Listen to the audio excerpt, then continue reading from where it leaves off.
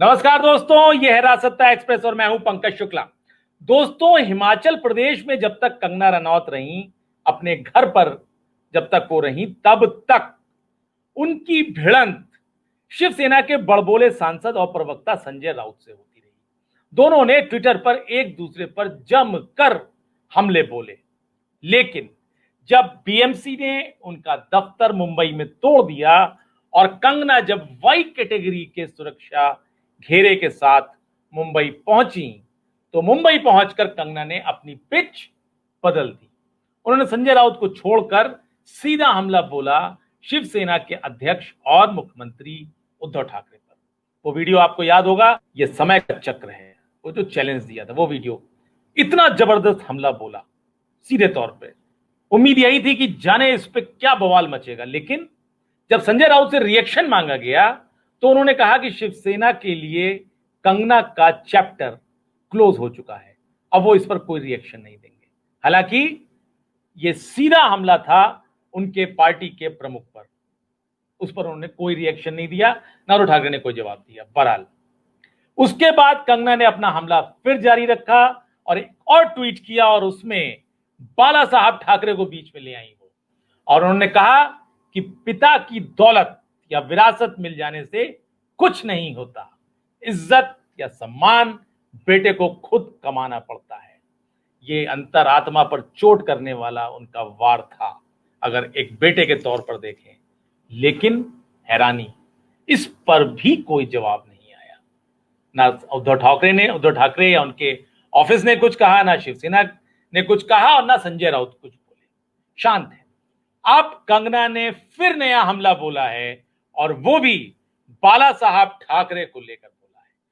बाला साहब ठाकरे को कंगना ने बताया है अपना फेवरेट आइटम, और साथ ही एक वीडियो शेयर किया है। उस वीडियो में बाला साहब कहते सुने जा रहे हैं कि उन्हें डर है कि अगर गठबंधन के चक्कर में पड़ गए तो शिवसेना कांग्रेस जैसी हो जाएगी। दोस्तों, अभी तक इसका भी कोई जवाब शिवसेना की तरफ से नहीं आया है, बिल्कुल चुप्पी है। आखिर क्यों? ऐसा क्यों? शिवसेना का चरित्र क्या ऐसा है? बाला साहब ठाकरे वाली शिवसेना क्या ऐसी है जो चुप बैठ जाए? क्यों? दरअसल दोस्तों, कंगना रनौत बाल ठाकरे के सहारे उद्धव ठाकरे की सबसे दुखती रग पर वार कर रही हैं, चोट कर रही हैं। उनको पता है कि इस मामले में उद्धव ठाकरे कमजोर पड़ जाएंगे। दोस्तों, आपको याद हो कि जब शिवसेना की विरासत सौंपने का मामला आया था, तब माना यह गया था कि तेवर में अगर कोई मैच करता है बाला साहब ठाकरे से, तो वो उद्धव ठाकरे नहीं, उनके भतीजे राज ठाकरे मैच करते हैं। जो आभा मंडल रावा बाला साहब ठाकरे का हुआ करता था, जो शेर की इमेज बनाकर वो उन्होंने रखी आजीवन, उसमें उद्धव ठाकरे मिसमैच होते थे। वो शुरू से उनके साथ एक ये ड्रॉबैक रहा from the day one. Raj Thackeray के मुकाबले उद्धव ठाकरे कम आके गए, लेकिन अब इसको पुत्र मोह कहें या जो भी कहें, पार्टी की कमान उन्हीं के पास आई और नतीजा क्या हुआ? राज ठाकरे परिवार से अलग होकर उन्होंने अपनी अलग पार्टी बनाई।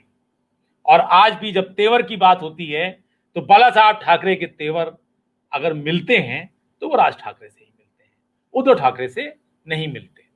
अब उनके बेटे की तो खैर बात ही छोड़ दीजिए, आदित्य ठाकरे की फिलहाल, क्योंकि रिया चक्रवर्ती और सुशांत सिंह राजपूत के मामले में जिस तरीके से वो एक तरीके से मम्मी पापा के पीछे गोद में छिपे दिखे हैं, तो उसके बाद तो खैर उनका जिक्र इस मामले में भी बेकार है। लेकिन कंगना रनौत और उनके मैनेजर्स, उनके रणनीतिकार ये जानते हैं कि शिव सैनिक जिस तेवर के लिए अपने नेताओं पर जान निछावर करते हैं, जान निछावर करना चाहते हैं, वो तेवर बाला साहब ठाकरे वाले तेवर उद्धव ठाकरे में नहीं है, वहां वो लैग करते हैं। दूसरा, इसमें कोई दो राय नहीं है कि बाला साहब ठाकरे आजीवन उन्होंने कांग्रेस विरोध की राजनीति की। अब ये एक विडंबना है आज कि उनके जाने के बाद उनके बेटे ने मुख्यमंत्री बनने के लिए कांग्रेस और एनसीपी का सहारा लिया है। यह एक दुखती रग है, इसे कोई इनकार नहीं कर सकता।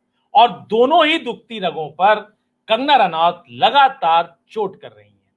बहुत स्ट्रेटेजिकली देखिए, ना वो महाराष्ट्र की बुराई करती हैं, हर बार जय महाराष्ट्र लिखती हैं, क्योंकि उनको पता है कि मराठी भावना से खिलाफ जाकर वो हमला नहीं कर सकती शिवसेना और उसके नेता पर। इसलिए उन्होंने सेंटीमेंट नहीं खराब किए हैं, सेंटीमेंट नहीं तोड़े, लेकिन जो सबसे दुखती रग है, या इसको कह लें कि उद्धव ठाकरे के मामले में बिलो द बेल्ट हमला है, ये उनके पिता से उनकी तुलना करना।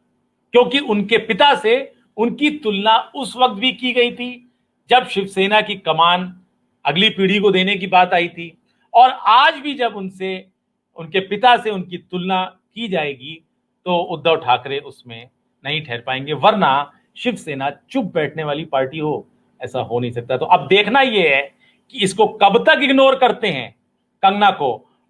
अगर कानूनी कार्रवाई करते हैं तो एक कानूनी कार्रवाई जो बीएमसी की हुई है उस पर शिवसेना की किरकिरी हो चुकी है, क्योंकि सरकार के पैटर्न संरक्षक शरद पवार साहब खुद कह चुके हैं कि बीएमसी ने कंगना के घर में जो तोड़फोड़ की उसको वो बेमतलब की कार्रवाई थी, गैर जरूरी थी, उसका कोई मतलब नहीं था। इससे उल्टा कंगना को माइलेज मिला है, कंगना को फायदा हुआ है।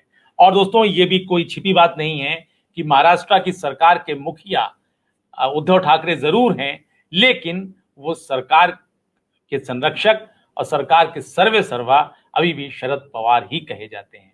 तो इन सारे लिहाज से और बाला साहब के तेवरों को देखते हुए लगता है ये हमला जारी रहेगा। अब इसका काउंटर शिवसेना कैसे करती है ये देखने वाली बात होगी। इस वीडियो में इतना ही। नमस्कार।